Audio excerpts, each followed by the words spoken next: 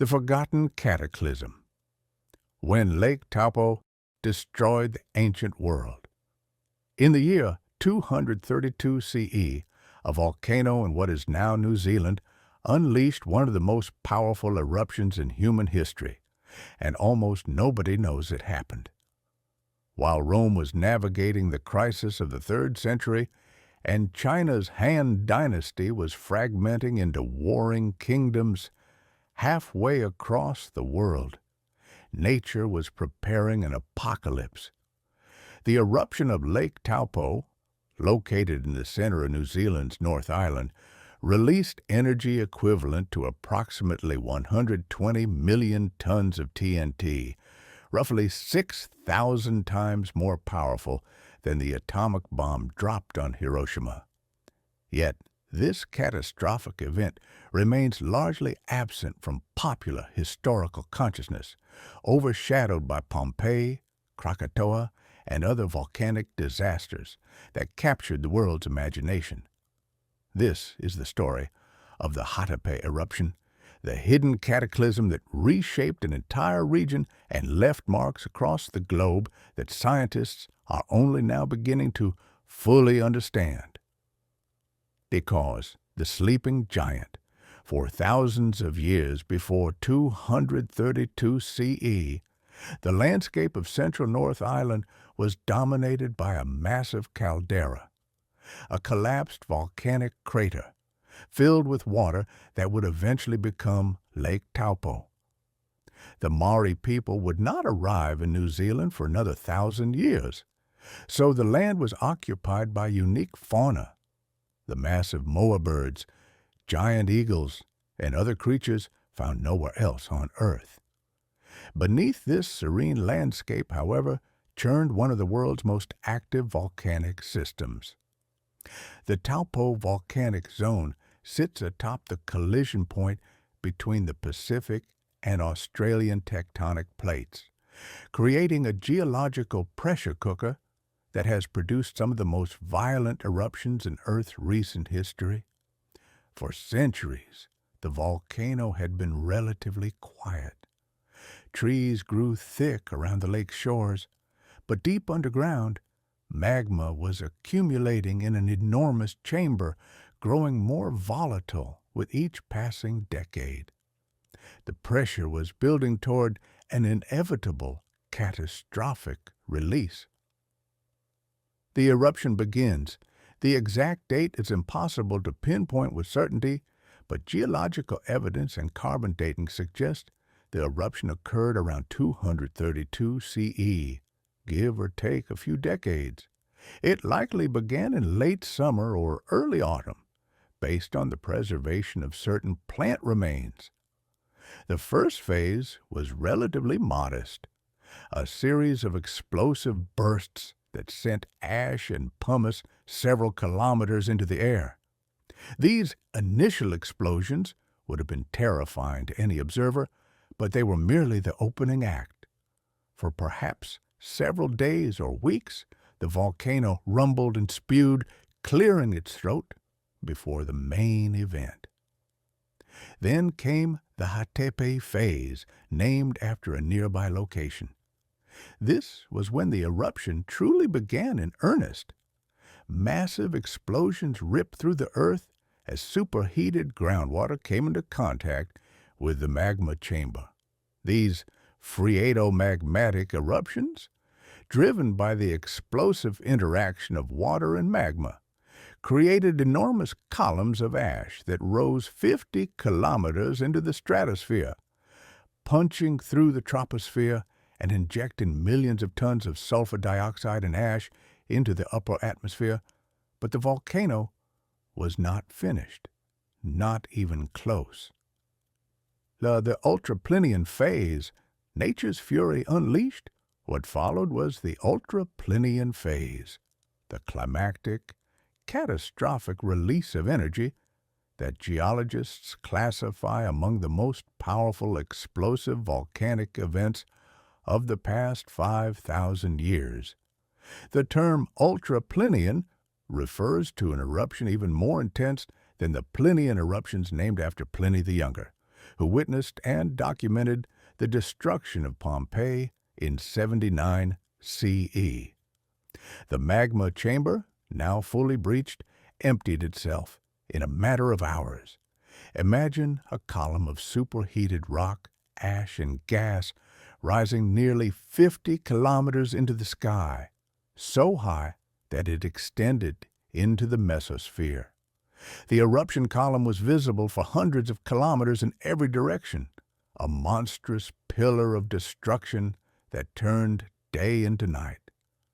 Pyroclastic flows, avalanches of superheated gas and volcanic matter traveling at speeds exceeding 700 kilometers per hour and with temperatures approaching 400 degrees Celsius, swept across the landscape in all directions. These flows were so energetic and voluminous that they filled entire valleys and traveled over 80 kilometers from the vent. Everything in their path was instantaneously incinerated or buried under meters of pumice and ash. The eruption was so violent that it ejected approximately 120 cubic kilometers of material, enough to bury the entire United Kingdom under a meter of volcanic debris. The Volcanic Explosivity Index, VEI, assigned to this eruption is 7 out of a maximum 8, placing it in the category of super-colossal eruptions. To put this in perspective, the 1980 eruption of Mount St. Helens was a VEI 5, 2 full categories smaller, and each category represents a 10-fold increase in erupted material. The immediate devastation. Within a radius of 80 kilometers from Lake Taupo, nothing survived. The landscape was completely sterilized, a moonscape of pumice, ash, and devastated earth where forests had stood mere hours before. Rivers were blocked by volcanic debris, creating new lakes and redirecting waterways. The coastline itself changed as massive amounts of material flowed into the sea. The weight of the ash caused the caldera to collapse further, deepening the basin that would eventually refill with water to become the Lake Taupo we know today. Small vents opened across the region, and for weeks or months after the main eruption, secondary explosions continued to reshape the traumatized landscape. But the destruction was not limited to New Zealand. The ash and gas injected into the stratosphere began a journey around the world that would affect global climate for years to come. The global footprint sulfur dioxide from the eruption reacted with water vapor in the stratosphere to create sulfuric acid aerosols, tiny droplets that reflect sunlight back into space. These aerosols spread across the southern hemisphere and eventually circulated globally, creating a volcanic winter that may have lasted for several years. Ice cores from Antarctica show a clear spike in sulfate deposits around this time, confirming that Taupo's emissions reached even the South Pole.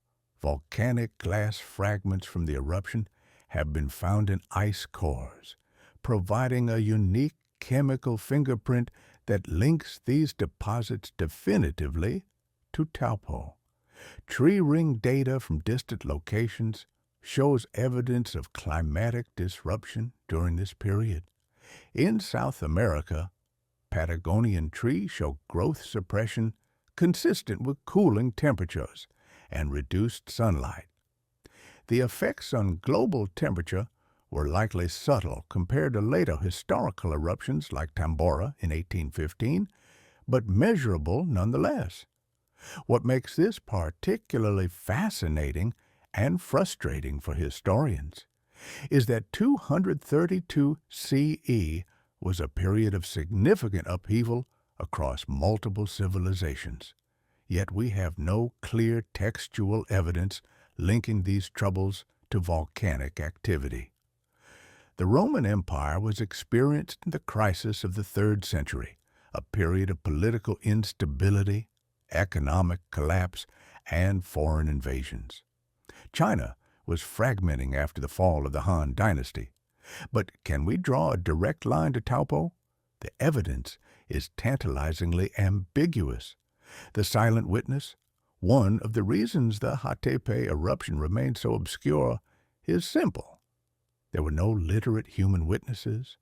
New Zealand would not be settled by humans for another 1,000 years. When Polynesian voyagers arrived around 1250 to 1300 CE. The eruption story is written entirely in geological evidence, layers of ash and pumice, the chemical signature in ice cores, the traumatized landscape itself. This absence of human narrative makes the event seem less real in our collective consciousness. We remember Pompeii because we have Pliny's letters, because we have the frozen bodies of victims, because we can viscerally connect with a human tragedy. Taupo destroyed no cities, buried no civilizations, left no written laments. It was a catastrophe witnessed only by birds and giant flightless moa, by creatures who could leave no record of the terror they experienced. Yet in some ways, this makes Taupo more profound. It reminds us that the most powerful forces in nature operate on scales that transcend human witness. Our planet was convulsing with unimaginable violence, reshaping entire regions, injecting megatons of material into the atmosphere, and humanity, then numbering perhaps 200 million souls worldwide, was completely unaware. Scientific discovery. The Hatepe eruption was only fully characterized in the 20th century. Geologists working in New Zealand began piecing together the evidence. Thick layers of distinctive pumice, the collapsed caldera, the chemical signatures in volcanic deposits. Carbon dating of charred wood buried beneath the ash provided estimates for the eruption date. The breakthrough came when scientists began correlating evidence from multiple sources. Geological surveys around Lake Taupo, ice core data from Antarctica, and tree ring sequences from across the southern hemisphere. The picture that emerged was staggering. This was not just a significant regional event, but one of the most powerful eruptions of the Holocene epoch, the past 11,700 years. Modern volcanologists use Taupo as a case study for understanding supervolcanic eruptions. The deposits left by the Ultraplinean phase provide a textbook example of how these catastrophic events unfold. The layers of ash, pumice, and ignimbrite, volcanic rock formed from pyroclastic flows, create a timeline of destruction that can be read like a book, albeit one written in stone and fire. The landscape transformed today. Lake Taupo is New Zealand's largest lake, covering 616 square kilometers. It's a popular tourist destination, ringed by resorts and known for excellent trout fishing.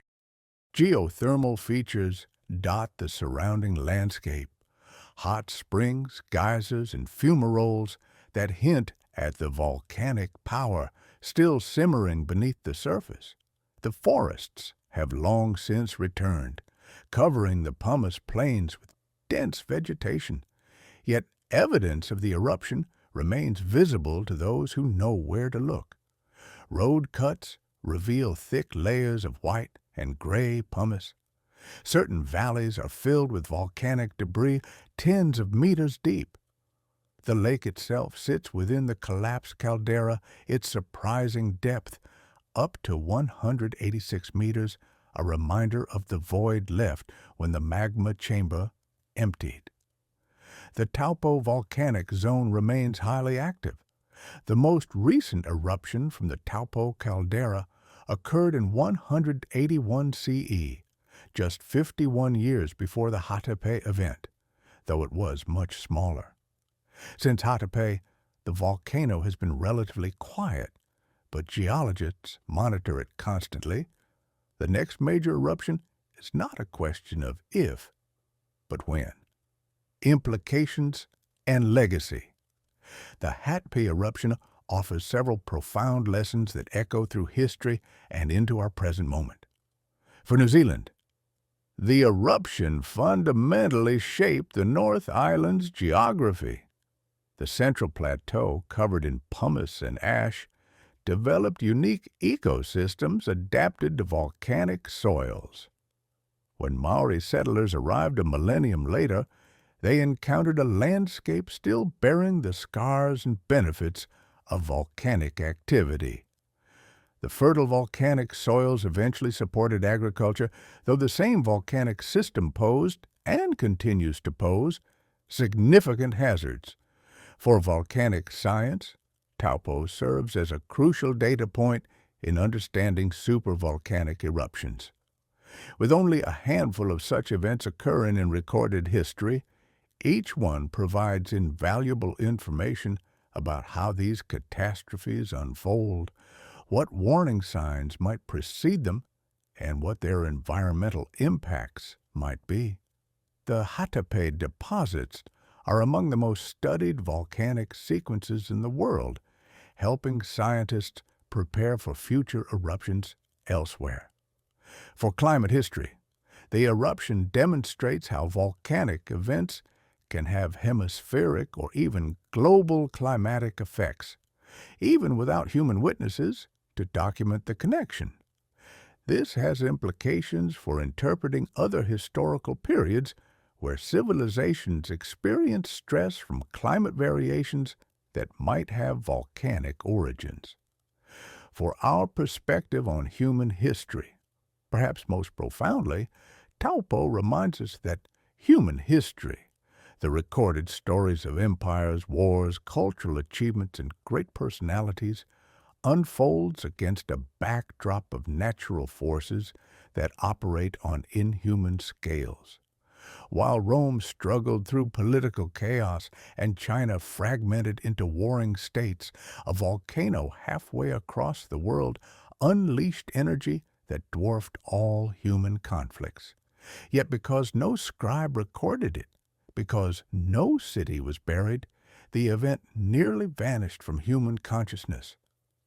The Hatepe eruption stands as one of history's most dramatic forgotten events, a cataclysm that reshaped a landscape, touched the global climate, and released energy on an almost incomprehensible scale, yet remained hidden from human awareness for over 1,700 years. It's a humbling reminder that our planet's most powerful stories are not always about us, and that some of history's most significant moments happened with no human witness at all, written only in layers of stone and ash, waiting for scientists to decode their violent message.